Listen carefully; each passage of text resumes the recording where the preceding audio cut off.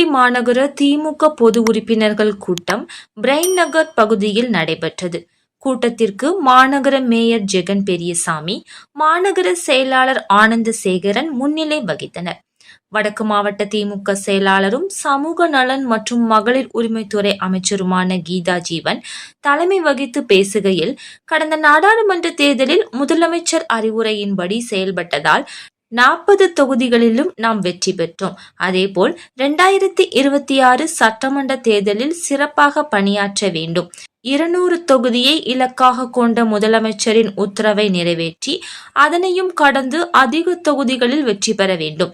தூத்துக்குடி வடக்கு மாவட்டத்தை பொறுத்தவரை 3 தொகுதிகளையும் கைப்பற்ற வேண்டும் என்றார். கூட்டத்தில் மாவட்ட துணை செயலாளர் ராஜ்மோகன் செல்வின், துணை மேயர் ஜெனிட்டா செல்வராஜ், பகுதி செயலாளர் ராமகிருஷ்ணன், பகுதி அவைத்தலைவர் பால்சாமி, மாவட்ட தொண்டரணி அமைப்பாளர் ரமேஷ், மாவட்ட ஆதிதிராவிட நல அணி தலைவர் சி பெருமாள், மாவட்ட மருத்துவர் அணி தலைவர் அருண்குமார், மாவட்ட இளைஞர் அணி துணை அமைப்பாளர் பிரதீப், தகவல் தொழில்நுட்ப அணி தொகுதி ஒருங்கிணைப்பாளர் CN அண்ணாதுரை, வழக்கறிஞர் அணி ரூபராஜா, சுற்றுச்சூழல் அணி மாநகர அமைப்பாளர் பார்த்தசாரதி, வட்ட செயலாளர்கள் செல்வராஜ், பாலசுப்ரமணியன், சிங்கராஜ், மூக்கையா, சுரேஷ்குமார், சரவணன், நவநீதன், மாமன்ற உறுப்பினர்கள் ரெக்ஸ்லின், விஜயலட்சுமி, ராஜேந்திரன், சரவணகுமார், வைதேகி, துணை செயலாளர்கள் தங்கமாரியப்பன், சங்கரலிங்கம், பிரதிநிதிகள் கோபால், மயில், அந்தோணி சுரேஷ், செல்வம்,